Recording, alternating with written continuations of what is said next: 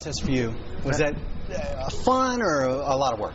The recording process was a little bit of everything, really. We started writing the record a few days after the finale, and through the Idol tour, I was on the road while we were tracking songs and stuff, so I'd have to call in or iChat or whatever, and try to be as involved as I could be, being roughly 300,000 miles or 3,000 miles away. There you go.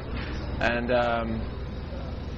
to have it done as quickly as we had it done by mid-October, and then out a month later. That's it's pretty unheard of. But I'm really happy with the record. I think it's a pretty accurate representation of who I am and where I'm going and what I want to do. And I think each song has its own personality, but I think as a record it flows well. So it all worked out for me. Living in the public eye like you do, or let's do this. When you were a kid, you had these dreams and hopes. How do they match up with reality now?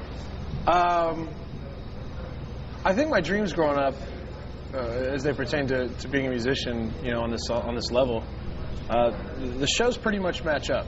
Being able to strap on a guitar and have an entire room of people sing your songs back to you is probably one of the coolest feelings in the world. And I remember before all this, I said if that ever happened, I'd retire, and I've had to change my goals since. But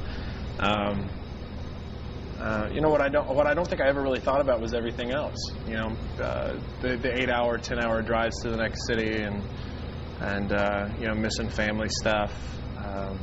Just missed a cousin's birthday a couple days ago, her 21st. I was a little bummed about that, but I don't know. I think I get to do this while I'm young, and we'll see how long it lasts, I guess. The biggest surprise for you about life after Idol? I'd say the biggest surprise for me after Idol is really just how hungry fans are for information about anything. We've had fans ask our bus driver if they could have the trash from the bus, and it's just, that's an extreme example, but it's just stuff like that, where they want to be involved in as much of this as they can, and I don't know. It's overwhelming, but I think it's cool, for sure. Looking back on Idol, obviously you're excited about where you are and where you're headed. Yeah. Well, take me inside of those months for you, living that life. What is it like? The life on Idol was fast. I remember just thinking, towards the end, I was like, when is this going to end? I'm exhausted, and I just want whatever's going to happen, and then I got off the show and I was like, man, that went by quick, and it really is. The Idol bubble phrase kind of applies. I got off the show and was just like, wow, I was not expecting all of this, and so I don't know. You pretty much get into your routine. You get up every day and go do whatever you have to do that particular day, and you learn your songs and. It's like a 5-month hectic routine. I'm going to ask you 2 quick questions. Okay. You're a Midwest guy. Yeah. How are your friends and your family back home? How are they dealing with all this?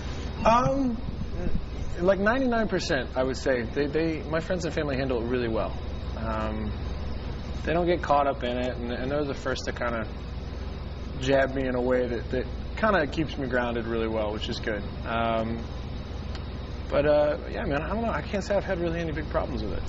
You've done, I'm sure, a lot of cool gigs. We've seen you at a lot of places. But the hat you're wearing is about the All-Star Game. You recently played that. Tell me a little bit about that.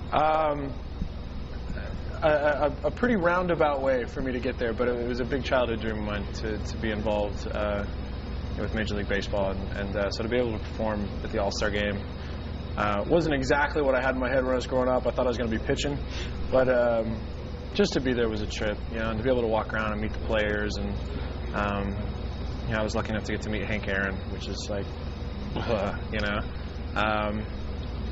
those are I don't know. I was like a kid in a candy store, and I felt bad because I'd be walking along the field during batting practice, and fans would recognize me, and they would say, please sign this baseball. And I'm like, you're really not focused on what you need to be focusing on here. Derek Jeter's right over there, but that was a weird juxtaposition thing for me. I don't know. It was kind of being on the flip side of the coin and just being that kind of giddy fan for a minute. With you. And finally, let's talk about when you get a break in October, whenever it is. Yeah. What's one thing you just want to do for a couple of weeks? what I would love to do is go to some remote island somewhere and turn my phone off. What I will probably do is go back to Kansas City and keep working on my house. So.